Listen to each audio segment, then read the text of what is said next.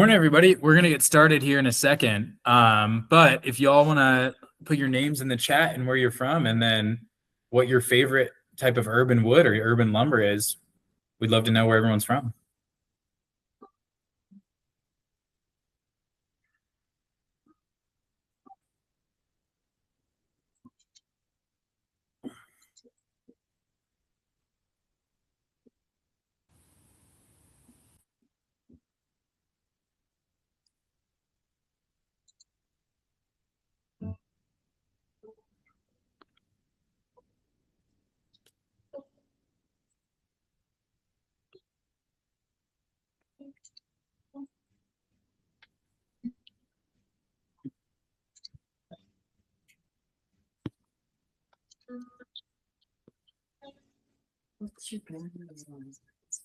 Awesome. Looks like we've got a good amount of people, so let's get started. Welcome, everyone, to our UWN May webinar. We've got a great show for you today. I'm excited to introduce you to the presenters. Real quick, my name is Thaddeus Driscoll, so I work for the Colorado State Forest Service, and then I'm also the Colorado chapter lead for the UWN and on the board. If you're not familiar, this is one of your first UWN events or experiences. For reference, we are a totally volunteer-run organization, and the mission of our group is to really unite and develop the urban wood utilization industry and bring together those professionals across arboriculture, timber industries, designers, everyone really involved in this urban wood use supply chain and set up and really bring everyone together, because I think we're all on the same page at the end of the day. We want to see this material go to its highest and best use. We're building a lot of momentum this year, so we've already had a bunch of different events, including an April panel where we had that was focused on engaging with designers for programs. We had our May at North Carolina State Extension, our kiln drying workshop that Frederick, one of our board members, runs, that has a special gift for UWN members. We have this webinar coming up today, and then coming up in June, we have Is the Sawmill Right for You? July, we're going to have another webinar. This one's focused on kiln drying, and then in August, we'll have some roundtable with a few different members. Moving into September, we're going to talk about building markets for urban wood. And then October, we're going to talk about seasonal products and different opportunities as the holiday season picks up. We do a bunch of other stuff besides just educational events. We've got a few different programs, including our directory, our marketing kit, our chapters, our built environment guide. And then we also are working on and in the development of the USRW certified urban wood standards, which is also both for urban wood products, and then also has some really good opportunities for cities to become certified or engaged. Quick shout out too, we always have these up. They're available on our website. We have different resources and publications that we've been making over the last few years. This one that I'm holding right here, Urban Wood Utilization Municipal Case Studies, also mentions Harrisonburg in it today. So we're happy to work with you guys to get these out and get this education to the community. So up there on the list is a bunch of different topics and publications we have. I also wanted to give a quick shout out to our friends over at Unified Wood Economy, who have their municipal wood utilization guide that just came out this year, and we're really excited about it. So it's a great how-to for developing municipal wood programs.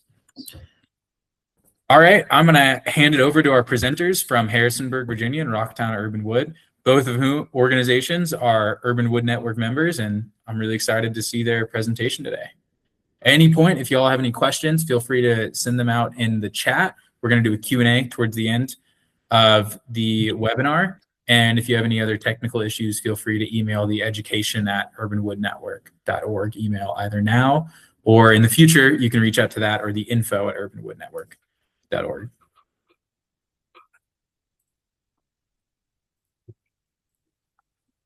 And I'm going to hand it over to you guys.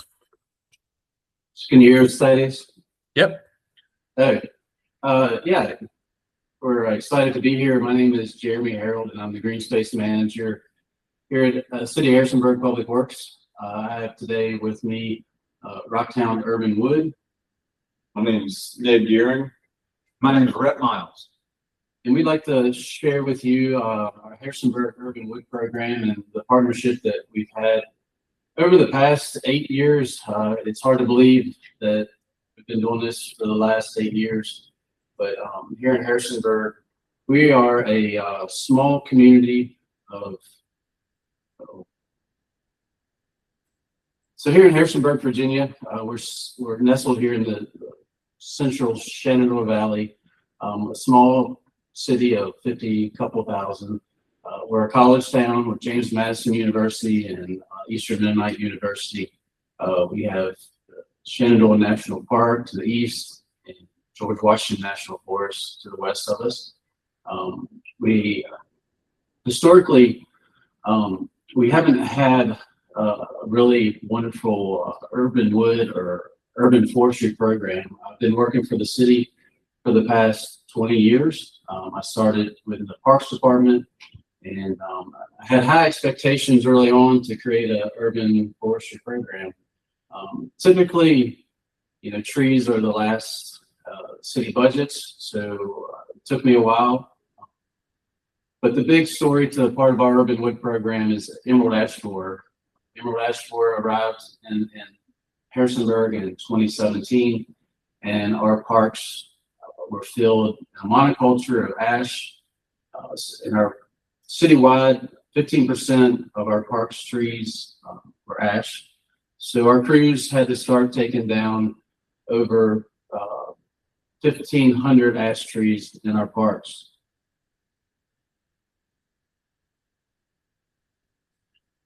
So in 2017, I was introduced to Joe Lannon, and we just give a big shout out to Joe Lannon and our partnership with the Virginia Department of Forestry and the Virginia Urban Wood Group.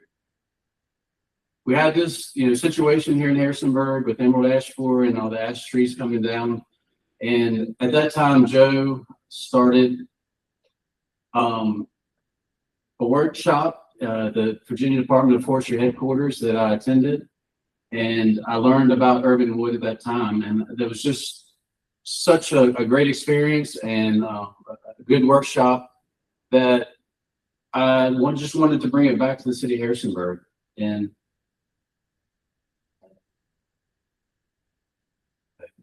sorry, we have a little glitch on our end.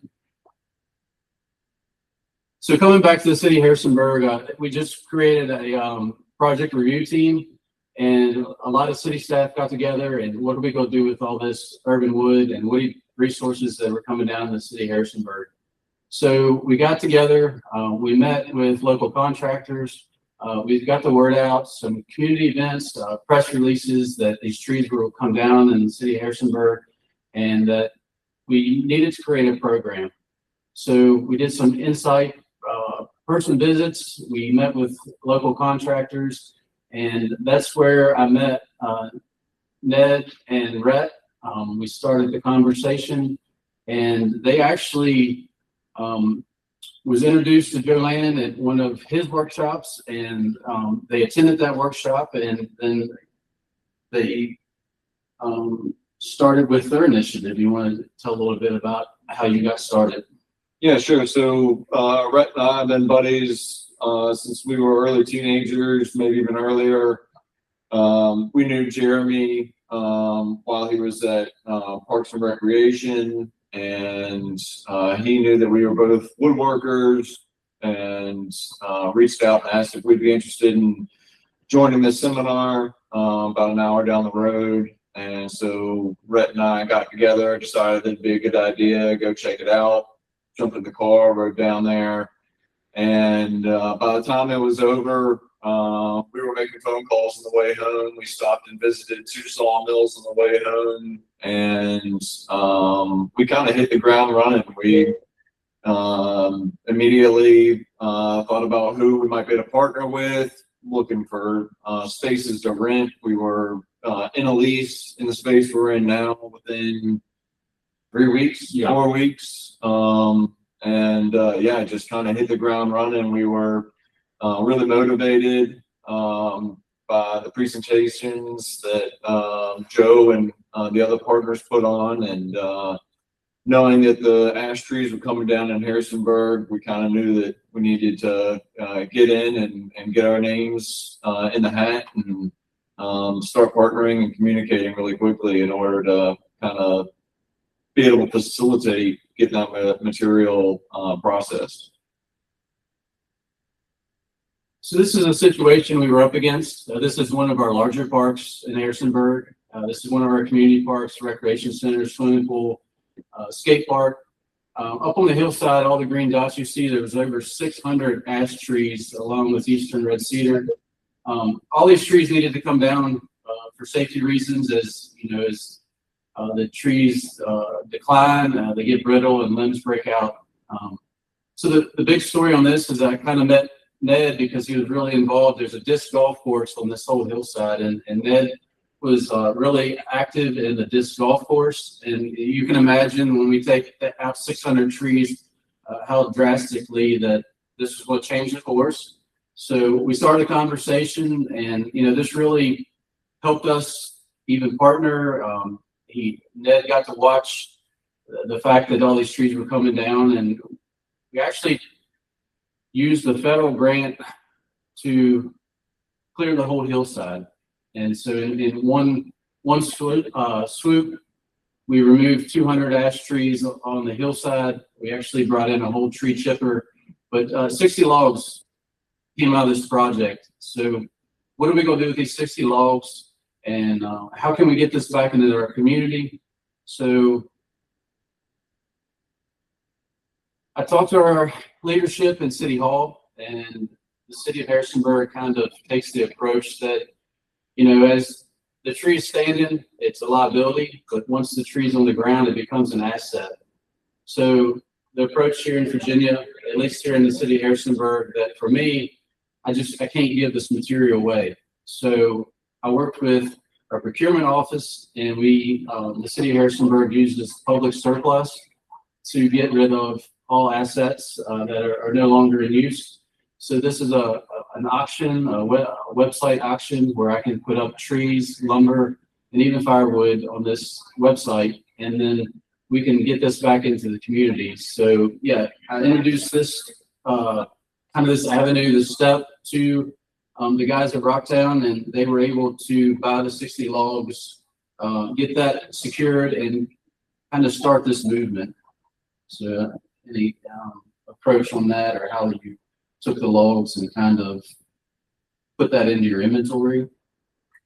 Yeah, so fortunately, we've got a pre-existing relationship with a sawmill that's really close to the park, really close to our facility, really close to Parks and Recreation's facility. And so we were able to partner with the city. The city loaded the majority of the logs, delivered them to the sawmill. Sawmill had them, all the logs sawed up. We went and picked up the material from them, brought it back to our facility, and you just jumped right into figuring out how to draw lumber. We definitely saw some kind of go south, a lot of sticker stain on the ash. It's a really light colored wood. Learned some quick hard lessons, but we were motivated, eager to learn, eager to figure it out, and just kind of kept formulating and working our processes into a system that we've pretty much adopted and maintained for at least the last 6 years.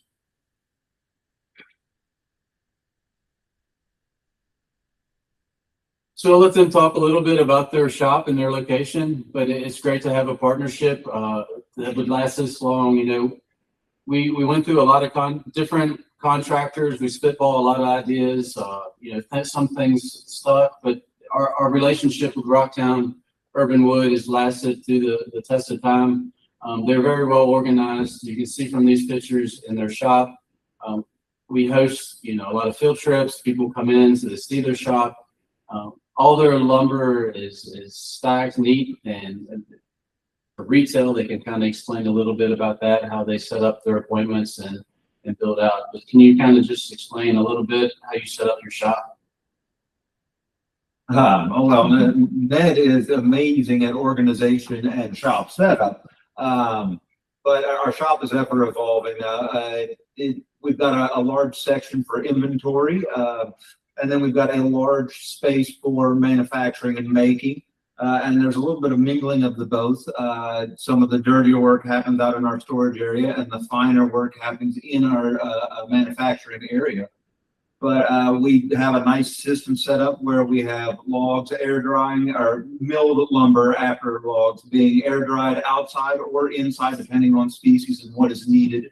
And then from there it goes to our solar kilns and spends some time in there. Then it goes to our dehumidification kiln where we can also treat the lumber against bugs, mold, and mildew. And then it goes into our retail inventory, which we have a large selection of live edge slabs displayed in various ways, and then as well as just dimensional lumber in the racks you can see in that picture there.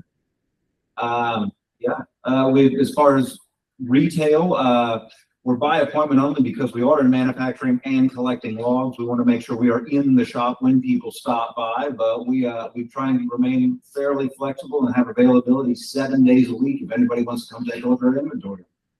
It's just the two of us. And so right now there's nobody in the shop. So if we were not by appointment only, we might have an upset potential customer who just knocks on the door and nobody's home and they wasted the trip. A good example of the sticker stain you can see in that bottom left corner where the chisels are stored. We took a lot of the ash that was in the first couple loads of material, the charges that we were drying, and separated it from the rest of the retail inventory and turned it into shop use material. Right below those chisels is 2 back-to-back workbenches, and all of the material in the entire workbench assembly, except for the 2 shops, is all sticker stained ash. We were able to make use of a lot of that material, and it stores, holds, and is a really fantastic work surface for a lot of projects that make their way through the shop. Yeah, so the shop is just a few miles, just at the edge of city limits, so it's very convenient for us. I'll dive a little deeper into our partnership with some other slides, but just briefly thinking about to get started, if you don't have a budget or just a small budget, thinking about the barter system, horse trading. We started off very fresh and early before 2020 with a little budget here in Harrisonburg. So if you kind of reimagine or just be creative, and so we can take logs out to their shop. We can hire a portable mill to come in, and then instead of exchanging money, then we can give them some lumber. Same with drying and processing wood in their shops. So if you're new at starting a program and want to get something started, I always say just start small. Get started somehow. If a tree comes down on public space, find a partner, a contractor that you can work with, and just get started. So Harrisonburg Downtown Renaissance has been a big factor here in Harrisonburg. We have a strong Renaissance to rebuild downtown for the last 2 decades. Since we are a college town, there are a few bars downtown, and we shared our story with Harrisonburg Downtown Renaissance at an early stage. They love the concept of utilizing this wood instead of it ended up in the landfill. So with their grants, they've helped with several projects around the city. This is one grant to freshen up an alley between 2 restaurants in downtown Harrisonburg, and the guys created these awesome cedar planters and trash receptacles. You kind of want to explain the process of how this project started to end? Yeah. So the idea for the space to be kind of made over was already on the table. There was an idea of how many planters and trash cans, and then Rhett and I are leaning up against a partition wall to hide some of the trash receptacles for city pickup. And they came to us, said, hey, we need something here. These planters, they've got, need to be able to hold but drain water, need to be a certain size, need to be a certain weight. It's a college town. It's outside of a couple bars and restaurants. And so need something that's going to hold up to some abuse in the late evenings, and something that fits a concept and an aesthetic throughout the whole project. And so you can see where the trash can and the planter and the wall there is all out of the same material. It's all local Eastern red cedar, and exterior durable material. Yeah, they kind of left a lot of the design of the look of the pieces up to us. And you can see on top of the planter, we put a sharp bevel on the very top of that, just so that people wouldn't treat it like a drink holder or a bench or a seat. It's not designed to be a bench. It's not designed to be an ashtray. So just trying to work in some concepts and ideas in there on how to kind of feature what it is and prevent it from being something it's not. Another HDR project was this community library. We have a pollinator program to the city of Harrisonburg that's very strong. So this pocket park downtown at Liberty Park, we created this living library, part of our June pollinator celebration month, along with a local cidery nearby, just on the next block over. So it's just community effort, community driven.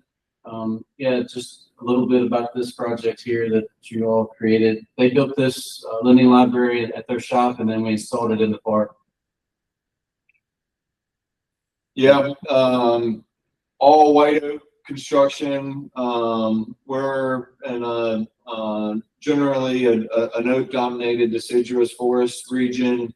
You see the ashes, they're a little bit earlier in the stage of forest progression. Oak is kind of the most dominant, oak hickory around here.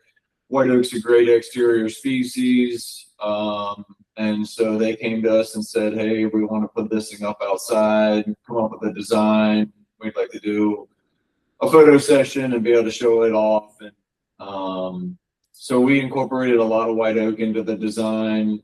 Originally, we were told that the whole thing was going to be painted. And so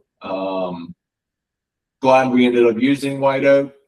We could have used something else, being that it was going to be painted, and then they ended up loving the color and texture of the wood, so it stayed clear. But that's right in downtown, small downtown park. That's just it's a garden. It's a beautiful location, and a great addition to that park setting, and a nice, just full circle. Material came from the community. It's going back into the community. It's a lending library for people of all ages to be able to share and use.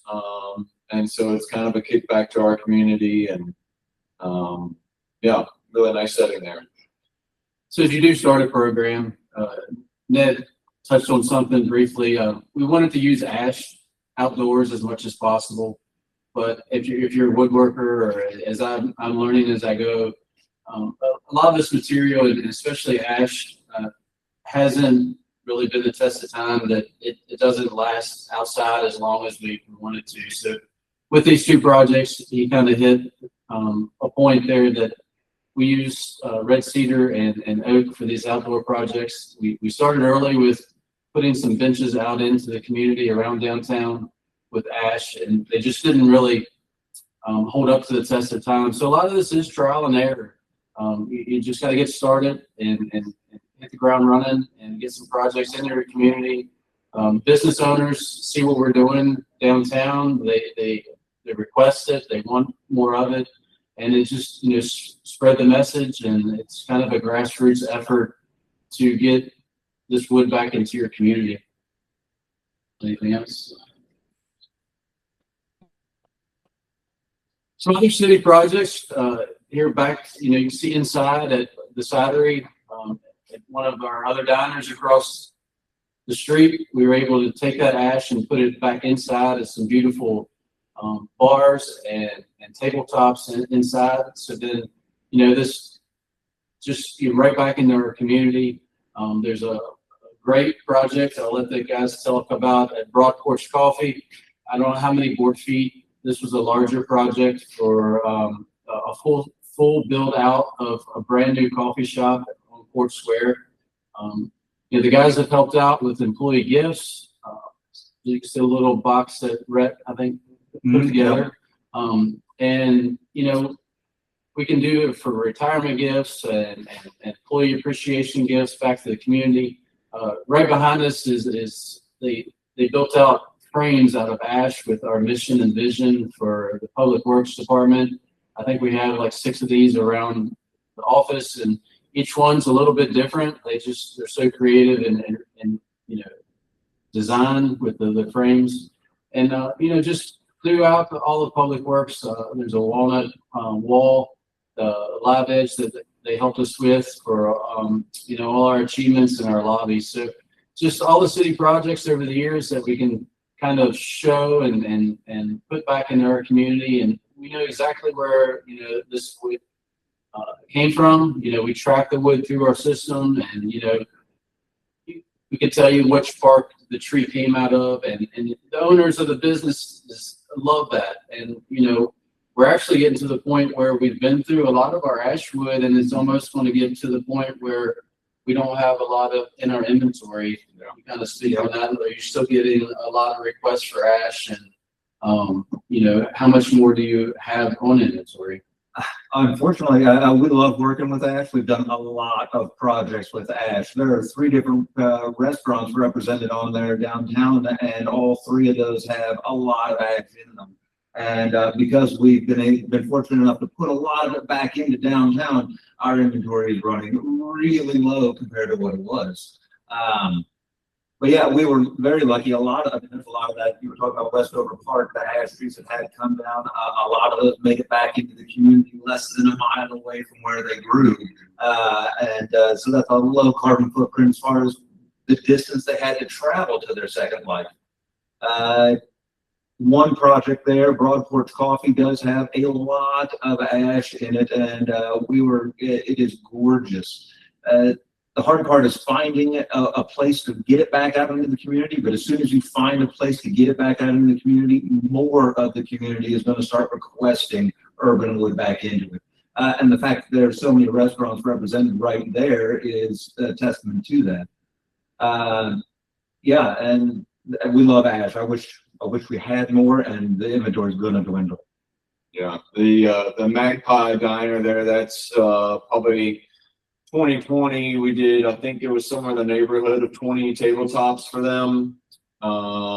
And then Sageburg Cider Works moved in right across the street from them about a year later, and we put in a couple bar tops and floating shelves in there, and they bought some purchased some tabletops online. They were a Formica product, and it's in a cidery. The Formica started to peel up, and since then we have gone and replaced all of their tabletops in their space, minus maybe 1 or 2 coffee tables that they've got. But and then with Broad Porch, you can see that there's 6 tables in there. I think it's a total of 15 tables, 5 benches, and then an entire bar top surround. So between those 3 businesses, we've got about 50 tables, 5 benches, and then a bunch of display stuff, floating shelves, bar tops like you see there, countertop surrounds, all kinds of stuff. And yeah, when you're talking to people, ash for us was a very particular circumstance where it had to be taken down for liability purposes. It had to be taken down quickly in order to be effective, efficient, and cost effective. And so our market, our small market between us and Public Works, was flooded very quickly. And the second it went out into the community, people started to hear, hey, this is stuff from the disc golf course. This is stuff from Westover Hill, by the pool, by the pavilions. And when one business owner would say, "Hey, where did you get your tabletops? I love these." If we went through our inventory in 3.5 years, and like Rhett was saying, it's dwindled down now where we've got a few boards here and there in different specs, and we've got a fair bit of live edge stuff left over. And we're milling some right now, but the vast majority of that material went back into the community in a very short period of time. Yeah, so moving on from our city projects, just a few services that Rocktown helps us with. They have their solar kiln, and they've had those for a couple of years. This is a design by Virginia Tech that we both have. We have one in our program at our city facility, but then they also moved into and built out a DH kiln. And so when we need to have lumber sanitized for projects, we can send that lumber to Rocktown and they can finish that process for us. And again, we've done some bartering with this service too, and to put a whole charge in their kiln, then to let them have a few boards, and then that pays for the service. And they have their chart. We can how many board feet, how much the lumber is worth, valued at that board foot. And they use a chart, a local lumber chart for cost, and then we can do the math there and work it out that way to where it's fair to both partners moving forward. So, any thoughts on drying lumber and how you go about that process? Yeah, this was like I mentioned earlier, there was a lot of learning early along. The first thing we did when we moved into our space in April of 2019 was we built that blue kiln that you see there. Within about 1.5 years, we were constructing the second one. That one there is about a 12.5, 13-foot capacity. We built one that's a little bit smaller. Most of the material that will be processed is 10 and 8 foot.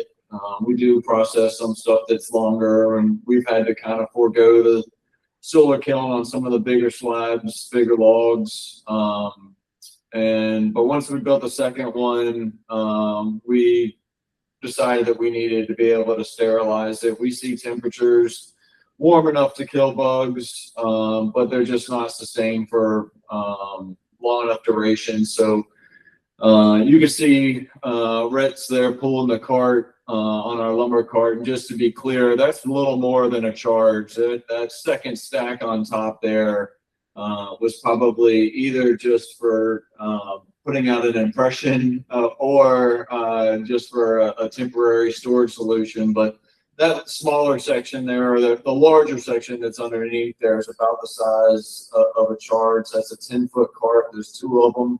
They go into that kiln. We purchased a reefer box. It's a refrigerated truck box. Put it up on a foundation, put in that kind of sidewalk there, put a cart down on those tracks with V-groove casters. It's all custom. We kind of ordered and part and parcel the whole thing together. Purchased a Nile drying unit, stuck it in there, hired an electrician and got hooked up and running. And so it's a really particular system that we operate. We try to let Mother Nature do as much of the expenditure as possible. So we're very patient with the air drying phase. Nothing goes into the solar kilns anything earlier than maybe 6 months. Every now and again, you might see some maple, poplar, or cherry go a little bit faster as that dries really quickly. Don't do a whole lot in the softwood, so everything else on our list typically dries anywhere from 8 to 16 months. And if it's, you can see in that picture on the left, that's an oak, and that's probably 3.5 inches thick. So that's going to air dry for about 2 years. Then it goes into the solar kilns till we can get it down close to single digits as far as moisture content, and then we finish it off in the DH kiln. And that cycle in the DH kiln is usually less than 7 days. Occasionally we need to do some more significant actual drying and less just sterilization. But by the time we get up to sterilization temperature in our DH kiln, the materials, pretty much all that last little bit of moisture that we're trying to get out of them is gone. We're now sterilizing and then ramping down temperature and getting it out, getting it ready for either the shelves, projects, or going off to the customers whose material it is. So this was another addition to their shop. Another service that they provide is slab flattening. What year did you buy this machine? 22 maybe. Yeah, probably. I'd say 4 to 5 years ago, we got the slab flattening machine. We started stocking, started collecting logs, having it milled, and we had large slabs to sell to the community or use in our own projects, but we didn't have a way to process that material. You could sell somebody a very large slab that is not flat, or we decided it was necessary for us to get a way to help dress the material, not only for our projects, but for the customer to buy the product, or we offered as a service. People could bring a slab they bought somewhere else, and we will flatten for them for an hourly rate on our slab flattening machine. The big part of this partnership is outreach. Like I said earlier, everything we do, every event that we have, we include our slides, we include our message here at Harrisonburg Urban Wood Program. We've been fortunate through the last few years as our story continues to grow, and even the invitation to be here today has been just quite an honor. But, you know, we've had over a handful of different field trips from the Virginia Urban Forest Council to other state agencies. We had retirement communities come out, bus trips, and all part of it is, you know, we can do a field trip to their shop. We can talk about hands-on, and, you know, just getting the message out throughout Virginia and other communities is a big thing, and to share ideas and to, you know, there's always something new coming across, you know, our emails or our phones or text messages, you know, weekly, daily, that, you know, the more we talk about this and kick around ideas, that it's just, you know, it continues to grow on the program. And I think it's very valuable that we take time out of our day, and, you know, these guys could be, you know, producing and you know, making something in their shop, but they stop to do what they're doing, and, you know, help us with these tours, and its outreach is just tremendous to build out a program.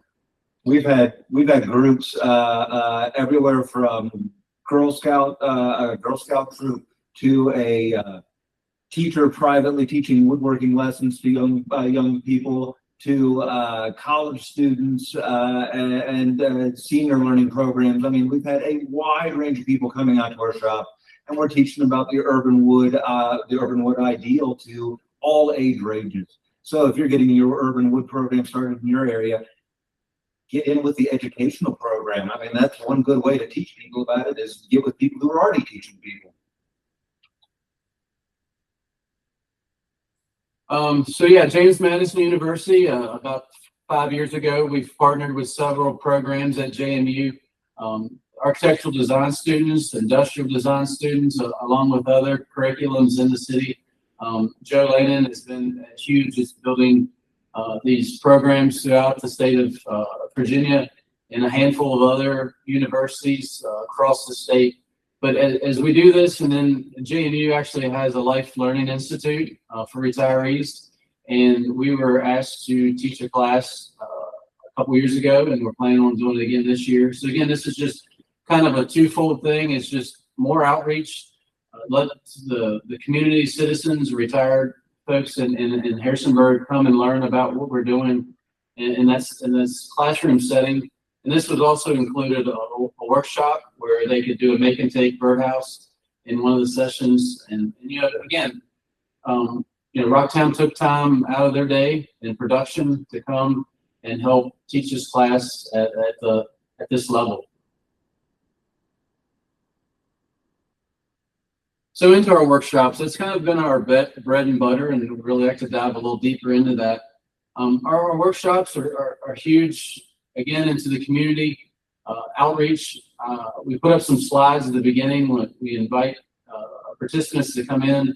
We share our slides, we share our message, and Ned and Rhett, they take time to come and help us actually with these make and takes. So as you can see here, this is a hairpin table that the tree cookies, these are ash trees that we got creative with this and actually made the cookies out of one of the larger trees, or a larger tree in one of our city parks. And then we purchased the legs, and participants were able to come in, learn about the program, actually sand on the tree cookie, and then put the table together to take home. And this was kind of one of our very first, and we hosted this at our recycling center, just to promote, more recycled things we do here in Harrisonburg. If you can tie all these programs together, even if it's in your parks department, it's been better housed at our public works department. I moved into public works, 5 years ago, and with, to build this out citywide. So in your community, it might fit better. We've been working with other communities throughout the state that it may fit better in your parks department or your sustainability office, wherever it fits well. Then, just run with that. But, to host a workshop at the recycle center and then incorporate some of the recycling services that we do here in Harrisonburg, just if you get how you can just tie all this together, it continues to build on the program. Yeah, these workshops are super impactful for the participants. It's all smiles. We hear it weekly. Hey, I don't know if you remember, I did this certain workshop, and we've done bee hotels, bird houses, charcuterie boards, hairpin tables, dog bowl stands. Trying to just continue to scratch and see what comes up, and people really enjoy it. We get feedback from it all the time. Nobody's making money off of this. It's just an opportunity to spread the word about what it is that we're doing, what we're trying to do. And you're delivering a message, and people are leaving with something that they can take home, a memory that was good, and you're making relationships in the community. And so there's a little bit of a sacrifice. You're putting some time and energy into something that you're not seeing immediate kickback from. But in the long run, we got a call last week. Somebody called, said, hey, this is last minute. I need some material for a project. We've got a wedding tomorrow. And we thought about you guys because we came to one of charcuterie board workshops. And so that connection, that work just kind of pays off in the long run and gets the community involved and shines a positive light on the project or the efforts in general. So continuing with workshops, there's about 4 or 5 more slides that through the workshops, but this was back at the Cider Works. We since we're called Sagebird, we thought the birdhouse was fitting here. And along with this, we can sell a ticket, get the participants get a free drink along with their ticket, and they get an evening worth time to come out and socialize, learn about our program, and then the guys help put those kits together. You can see this, like I said, the smiles and the interaction with the community.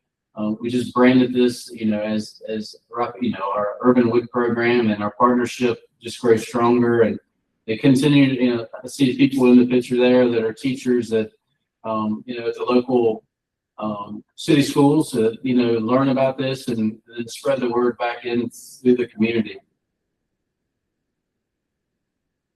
With our pollinator celebration, the month of June, this is coming up. We do a bee hotel, and this is actually in partnership with our parks department. And we set up shop, and these are first come, first serve. This is a no charge.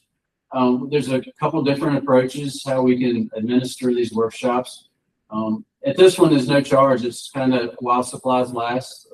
Middle of the day, when the kids are out of school, and they're with either a babysitter or mom or dad. They can come out into the park, and this has been very successful. Just celebrating a couple different programs in one with our urban wood, our urban forestry, and our pollinator program all together. And it's a free service for the families to come out and just enjoy the day.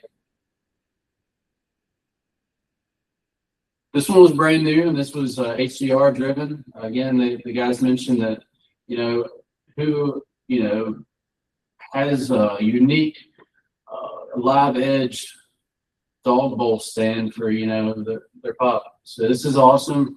They do a lot of the work ahead of time, the heavy lifting in their shop. The slabs came from our program. We supply the slabs of wood to them. Then they take the slabs of wood to their shop. They get everything processed to where they're ready to go. The participants don't have to use any really saws or power equipment for liability reasons. They kind of get to put that final touch on it. They get to pick out their wood and then put it together. And again, this comes with a drink. This was at our local brewery, an evening of fun. And you can see the different partners. We have 5 different partners here in this situation. And the more you can partner and advertise, and this was a charge for this one, and this administered. The charge was put out through the platform of HDR, and they set up the registration and handled all that for us. And we just showed up with the wood and helped them have a great evening. This was just a great event. Anything kind of special about this one that you noted or take home? The people, the community, and everybody who attended seemed to really enjoy it. Like, I don't know.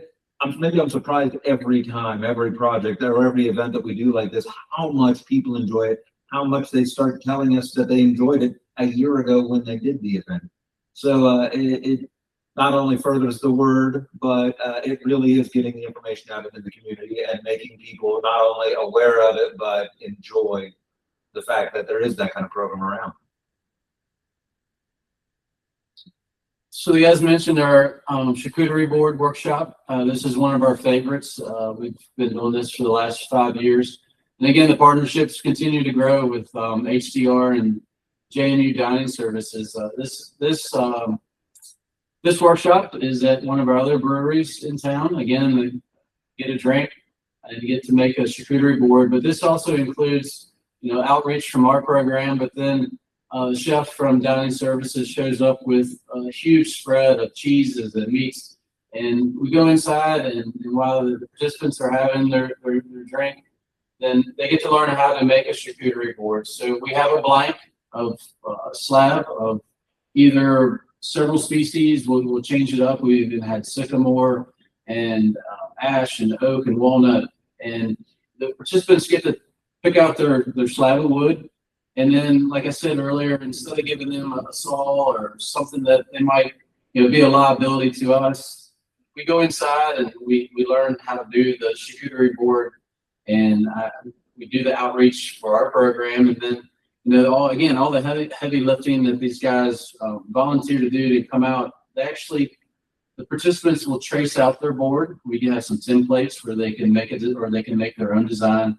And then the guys, we'll cut that board out with the jigsaws and get everything prepped and ready to go. And then as we come back outside, the participants' boards are ready to go. And then they can finish, they can sand, they can add handles to it. And then they go home with a bottle of oil and some other goodies. And it's a great evening of fun. And again, this sells out annually. And we do this during the Taste of Downtown, during spring break time. So, it's promoting business back into our local downtown owners. And it's just been a positive for many years. And I think this would be a continued workshop that we continue to do.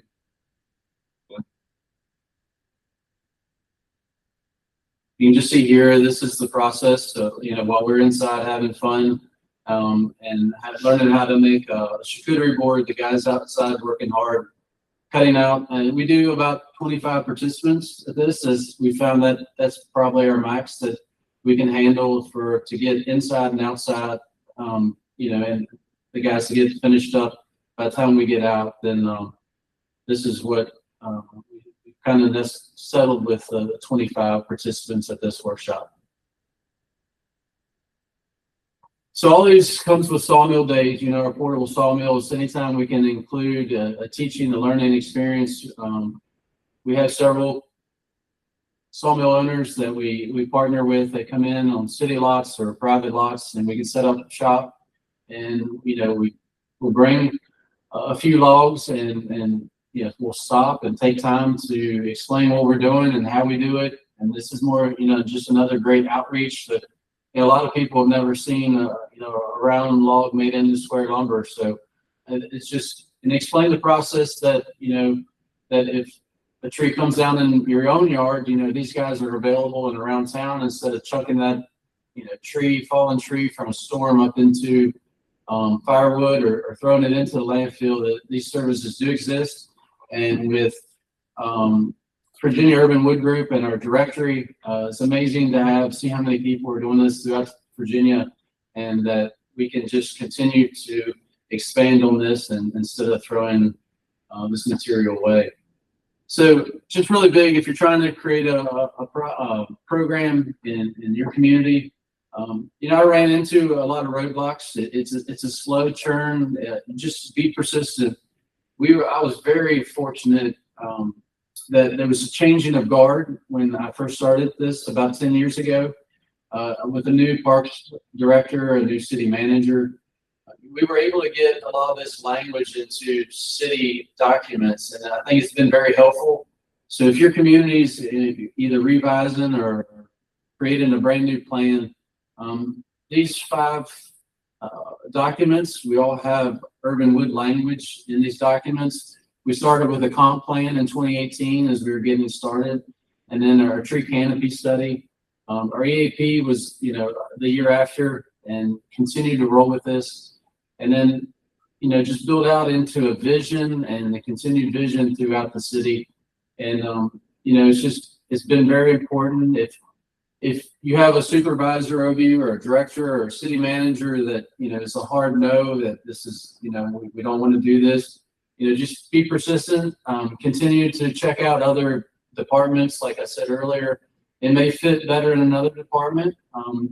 Find that person that maybe say yes, or even a maybe, and get started on small scale, and share stories about other communities, how successful it is, and it's very doable. Check out, the more we do this, the more we've been exposed. This is a daily conversation. We were on a webinar. This is live on YouTube. You can check this out. It's a great documentary. It goes inside the shop at Rocktown Urban Wood. It shows our other partnerships at our Harrisonburg public school systems. We have, elementary school that has received a grant for $30,000 to build out outdoor learning spaces all around the whole elementary school. And this was through a grant through the Virginia Department of Forestry, and there's urban wood all through the spaces. But this is a great documentary if you have a chance to check it out. This is my information, our website. You can hit us up, reach out, call, email, just again, share ideas. We'll be happy at the end of this to answer questions. You can reach out at any time to me here at our office at Public Works. And Rocktown Urban Wood, again, they have a great website, social media. Look them up, follow, like, click, and reach out if you have any stories or want to share ideas, and just one big community, how we can continue to build this initiative, around anything to follow up with last minute. All right. Awesome. Thanks. We've got a couple questions that were sent in. We're pretty much at time, but if people have a few more minutes, we can go through some, so feel free to drop some questions in the chat. I'm going to start with, for you three, I think you touched on this a little bit, but getting logs actually out the door from the city is something that a lot of municipalities struggle with or find pushback on very quickly. So what do you think is the most effective way for either a private licensed and insured sawyer or arborist to access those logs for milling from a city itself? I know you mentioned starting with an auction system. There's a bunch of different models and methods out there. What do you think is the best way to start? Yeah, so I guess our program is unique that, you know, most of the logs that are from public spaces come to our wood yard and kind of stay in our wood yard. So we here in Harrisonburg, at least, we don't have really logs going out. We process everything here on site, and we even have local arborists that know that they can come drop off logs at our site, you know, to save them costs. So again, we've just utilized the public surplus avenue.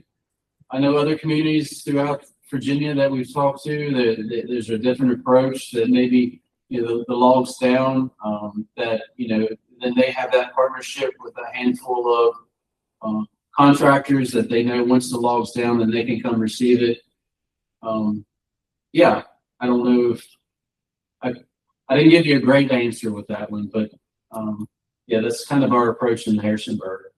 Yeah, I think with the city's approach to having to consider it an asset and then monetize it, it limits some of that, you know, you scratch my back, I'll scratch yours. Get somebody who with a saw who's like, hey, I've been looking for a stick of mulberry. I see you got one. Or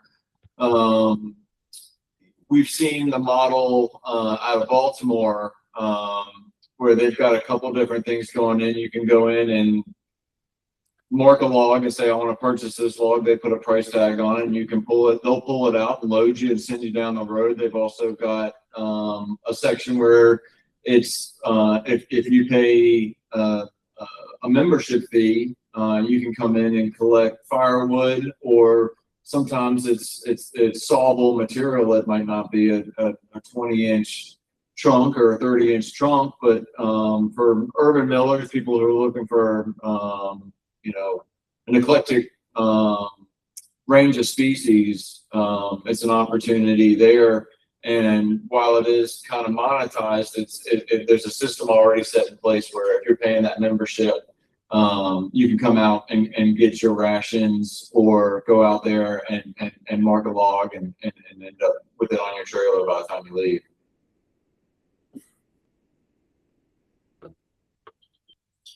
Cool. And our next question, have you all ever experimented, or is there any attempt to, when using city tree removal permits that residents would need to apply to? I'm not sure if Harrisonburg has that system, adding in a checked box or advertising for residents to know that this program exists and to know that there's a place they can have their log either donated to or purposely milled for their own use. Good question. Yeah, so our public tree ordinance is approached here, and so we only maintain public trees here in Harrisonburg. So in Virginia, Dillon state law that, you know, we cannot tell private homeowners what to do with their own tree. But outreach is huge. Our social media, a lot of people will learn about our program through the outreach. And there have been some success stories where we know an arborist is typically in the front part of the yard. You know, if the tree comes down and we know the arborist and we can get that log into our program, you know, that can save the homeowner money because the removal was not there. And we have received logs from, it's case by case. And if it's easy that we can take our piece of equipment onto the property and get the log, we'll take that from the homeowner. And so we do have calls. We don't have a checkbox, so we don't have that. We don't have a permitting for private residents to have to fill out to take their tree down here in Virginia. So they can do what they want to do with their own trees. So yeah, it's just word of mouth and outreach. And there has been some very good success stories logs back into our program. There's also a really key partnership between the arborists, working with certified arborists in the area. You know, most arborists would prefer to not have to cut down the tree and save it. If it's something that has to come down, they're trying to come up with ways to utilize that material, and either mentioning the city's program, mentioning us. We've gotten numerous calls in the last couple of years, property owners saying, hey, I've got this arborist coming to take down a tree. He gave me your information. We'd be interested in having a project made out of it. Sometimes that becomes a relationship between us and the property owner, and sometimes we push them down the road to somebody else. It's just creating those partnerships and finding the right people, especially the arborists. There are some tree services that their job is to fell trees. They remove trees, and that's their bread and butter. There are others who will take down a tree, but that's at last resort. And those are the guys that we find that are keeping us in the loop, and we're keeping in the loop. And the guys have their own trailer too, so that they can actually, you know, if it's the right situation, they can go retrieve a log for themselves. And if, you know, maybe we can't help out, and then they jump in, and it's just that continuing communication, open line of communication, and just a network. Again, the network is creating that network through the community is just, you know, it's very helpful. Great. Could you tell us a little more about the city resources that this program requires? And do you all have any funding for the program? If so, where do you normally get that from? Yeah. So again, I was in the Parks Department for 15 years, and as we built this program out, I was suited better in public works. So again, like I mentioned earlier, just find what department works best. So we work under a small street beautification horticulture line item. And again, it's a very small budget that I work directly with. But again, the partnerships and the barter system, it's just in combination of all this together, the grant funding from the Virginia Department of Forestry that helps out, just everything you can do kind of helps set up.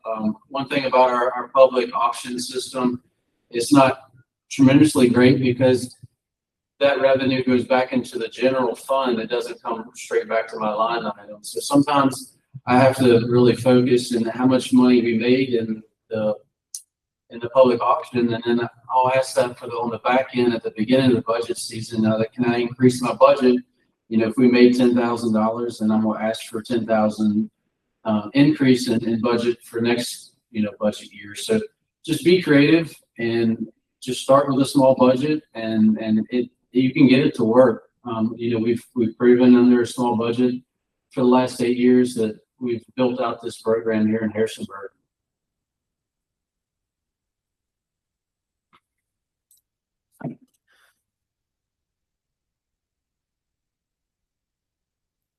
Okay, great. Could you tell us a little more about how convincing and working with city leadership on this program has gone? Yeah, that's definitely a challenge. Even as successful as our program is, there's been some pushback. You know, it's not for everyone. It's not, you know, and even the challenges that we've faced with raw material, I don't care what product is out there and what we're treating it with. It's with the UV rays and the you know, the extreme weather conditions anymore. It's just, it seems like the material doesn't last as long as maybe, you know, standard, you know, benches or whatever you might see downtown. So you got to really sell that, you know, you sell that story about, you know, how important this is. And even so, you know up front that the shelf life of a bench or a planter box that you're going to put it out downtown may not last as long, but be okay with that. And, you know, again, just the story of it and the importance of, you know, the sustainable trail of all this is just, you know, I think there's a movement that people want to see this. don't know if you agree. Yeah, I think you're kind of hinting at a couple of issues that we've had where wood went gray, and that's what wood does when it's outside and exposed, and without a budget for somebody to come around and oil or top coat, putting finish on different projects, that the wood's gonna gray over time. And we got some kickback because of that, and it's partly you know, mishandling setting expectations. You know, we see, especially in parks and downtown, trash cans, different amenities, a lot of plastic, a lot of metal, a lot of stuff purchased online, mass manufactured, that's made for the purpose of selling to parks and selling to municipalities and schools and stuff like that. And we're trying to push the story and having great success pushing the story of, you know, this is actually came from the park. This is cedar that came from the park. This is you know, a piece of memorabilia from a tree that's been sitting at the courthouse for the last 150 years, and setting those expectations and changing the expectations that I bought this green plastic and it stays green for 25 years. Well, it's going to end up in the landfill and it's never going to rot. Can we come up with a different material that's locally provided and have less of a carbon footprint, and just change our expectation? You know, be okay with having a gray board as your bench or planter or sign or whatever. Great. Well, that's what we have for questions. Thank you so much to all of our presenters, and thank you so much to all of our attendees. We'll send an email following this. There will be a recording available as well. We'll send an email with some contact info, but please feel free to reach out to our presenters or to our info@urbanwoodnetwork.org email with any questions. If you would like a ISA CEU today, make sure you fill out the RSVP so we have your certification number and contact info. Yeah, absolutely. If anybody's got any questions, feel free to reach out to any of us. Contact information's in the presentation.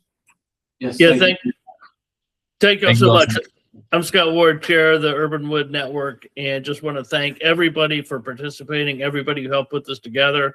It's been really great. And this is just one of the things that we do for the community to spread knowledge, share the good word about Urban Wood. We have, as Thaddeus said, a members-only marketing toolkit. We have online marketplace for members, and we do a lot of educational programs like this throughout the year. So thanks everybody for attending. If you want to learn more about the Urban Wood Network or join, municipalities can join for free. Our website is urbanwoodnetwork.org. Thanks so much.